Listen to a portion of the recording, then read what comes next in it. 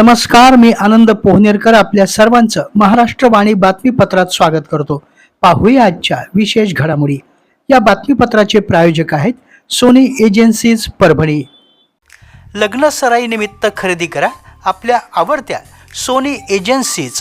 प्रत्येक राजकुमारीसाठी वडिलांची माया असलेलं फर्निचर. वडील मुलीचं नातं लक्षात ठेवून तयार केलेला सर्व गुणसंपन्न फर्निचर लग्न बसता. उत्कृष्ट गुणवत्ता, भक्कम आणि टिकाऊ, वेळेत डिलिव्हरी, विक्री पश्चात सेवा.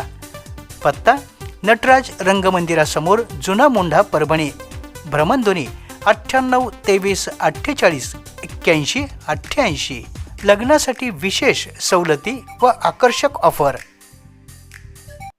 मतदान आणि मतमोजणीच्या दिवशी सूक्ष्म निरीक्षकांची भूमिका अत्यंत महत्त्वाची आहे. भारत निवडणूक आयोगाच्या नियमांचं काटेकोर पालन होत आहे की नाही यावर बारकाईने लक्ष ठेवण्याची जबाबदारी सूक्ष्म निरीक्षकांवर आहे.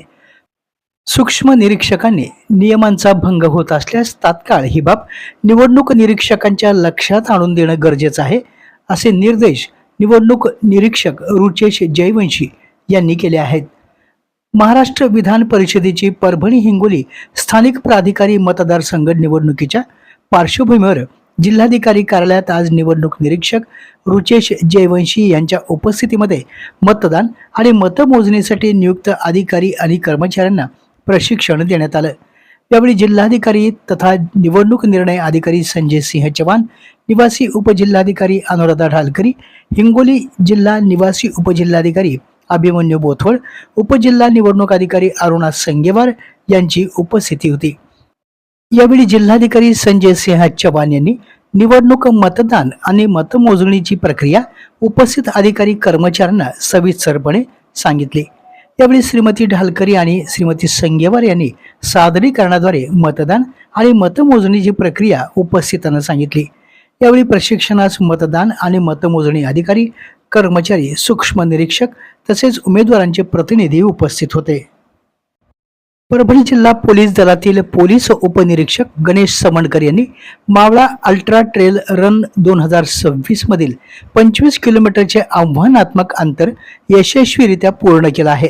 सह्याद्रीच्या दुर्गम आणि खडतर पर्वतरांगांमध्ये पार पडलेल्या या कठीण स्पर्धेमध्ये त्यांनी उल्लेखनीय कामगिरी केली. ही धावण्याची स्पर्धा साधी महामार्गावरील नसून सह्याद्रीच्या डोंगर रांगा, चिखल आणि चढ उतारांच्या कठीण मार्गावर आयोजित करण्यात आली होती. 25 किलोमीटरच्या या प्रकारात धावपटूंना अत्यंत प्रतिकूल परिस्थितीचा सामना करावा लागतो. एक पोलीस अधिकारी म्हणून आपल्या व्यस्त कर्तव्यातून वेळ काढत उत्कृष्ट शारीरिक तंदुरुस्तीचं प्रदर्शन करत समणकर यांनी हे अंतर यशस्वीपणे पार केलं. समणकर यांचं हे यश इतर पोलीस बांधवांसाठी आणि धावपटूंसाठी अत्यंत प्रेरणादायी आहे. सवणकर यांच्या या कामगिरीबद्दल जिल्हा पोलीस अधीक्षक पंकज कुमावत आणि अतिरिक्त पोलीस अधीक्षक तानाजी चिखले यांनी त्यांचा सत्कार केला. महाराष्ट्र बॅडमिंटन असोसिएशन आणि परभणी जिल्हा शटल बॅडमिंटन असोसिएशनच्या वतीनं जिल्हास्तरीय खुल्या बॅडमिंटन स्पर्धा आणि राज्य स्पर्धेसाठी जिल्हा बॅडमिंटन निवड चाचणीचं आयोजन 20 जून पासून करण्यात आलं आहे. जिल्हा शटल बॅडमिंटन हॉलमध्ये या स्पर्धा होणार असून स्पर्धा सर्वच वयोगटातील मुला मुलींसाठी असणार आहेत. त्यात 9, 11, 13, 15, 17 आणि 19 वर्षाखालील मुले मुली तसेच खुला गट मुले मुली अशा गटांमध्ये ही स्पर्धा होणार आहे. जिल्ह्यातील जास्तीत जास्त स्पर्धकांनी या स्पर्धेत सहभागी व्हावं असं आवाहन जिल्हा शटल बॅडमिंटन संघटनेचे अध्यक्ष विजय जामकर, उपाध्यक्ष सचिन आंबिलवादे, सचिव रवींद्र देशमुख, कोषाध्यक्ष सुधीर मांगुळकर, सहसचिव आशिष शहा, प्रशिक्षक उन्मेष गाडेकर यांनी केला आहे. स्पर्धेसाठी दिनांक 14 जून पर्यंत सायंकाळी 6 पर्यंत ऑनलाईन पद्धतीने प्रवेश नोंदणी करावी. प्रवेशासाठी प्रशिक्षक उन्मेष गाडेकर यांच्याशी जिल्हा बॅडमिंटन हॉलमध्ये संपर्क साधावा असं आवाहन करण्यात आलं आहे.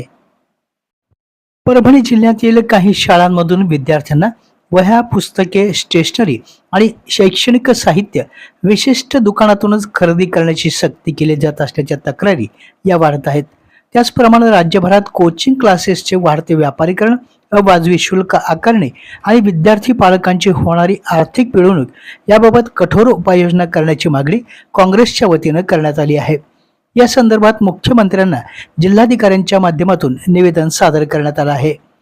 शैक्षणिक साहित्य खरेदीची सक्ती रोखण्यासाठी तसेच राज्यात स्वतंत्र खाजगी कोचिंग क्लासेस विनियमन कायदा लागू करण्यासाठी तातडीने पावलं उचलण्याची मागणी करण्यात आली आहे.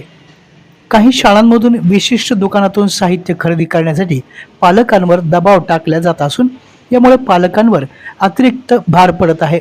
त्यामुळे स्थानिक व्यापाऱ्यांनाही फटका बसत आहे. शिक्षण क्षेत्रातील वाढतं व्यापारीकरण रोखण्यासाठी शासनानं हस्तक्षेप करणं आवश्यक असल्याचं यावेळी स्पष्ट करण्यात आलं. यावेळी काँग्रेसचे सुहास पंडित, सत्तार इनामदार, आमिर खान पठाण, ज्ञानेश्वर वाघमारे, प्रसाद डुकरे, संजय पारडे, युनुसभाई, रौफ अत्तार, नितीन रेनेर, नवीद आदी काँग्रेस पदाधिकारी उपस्थित होते. परभणी शहर महापालिकेच्या वतीनं राष्ट्रीय पल्स पोलिओ लसीकरण अंतर्गत 28 जून रोजी 1 ते 5 वर्ष वयोगटातील सर्व बालकांना पोलिओ लस देण्यात येणार आहे. या अनुषंगाने परभणी महापालिकेमध्ये जागतिक आरोग्य संघटना समन्वयक डॉक्टर मुजीब सय्यद आणि डॉक्टर कल्पना सावंत यांच्या मार्गदर्शनाखाली कार्यशाळा घेण्यात आली. पल्स पोलिओ लसीकरण मोहिमेअंतर्गत मोहिमेची सूक्ष्म कृती आराखडा तयार करणे, एकूण लसीकरण बूथ संख्या, रेल्वे स्टेशन, बस स्थानक, शहरातील पाली, वीज भट्ट्या आदी ठिकाणी कशा प्रकारे नियोजन करण्यात यावं या संदर्भात मार्गदर्शन करण्यात आलं. याच अनुषंगानं 28 जून रोजी 1 ते 5 वर्ष वयोगटातील सर्व बालकांनी लस घ्यावी असं आवाहन महापौर सय्यद इक्बाल, उपमहापौर गणेश देशमुख, आयुक्त नितीन नार्वेकर, सभागृह नेता सय्यद समी उर्फ माजुलाला, स्थायी समिती सभापती प्रतिभा सरोदे, आरोग्य सभापती आबोली कांबळे यांनी केलं आहे. आपल्या जिल्ह्यातील अपडेट बातम्या पाहण्यासाठी आमच्या महाराष्ट्रवाणी या चॅनलला लाईक करा, सबस्क्राईब करा आणि शेअर करा. धन्यवाद.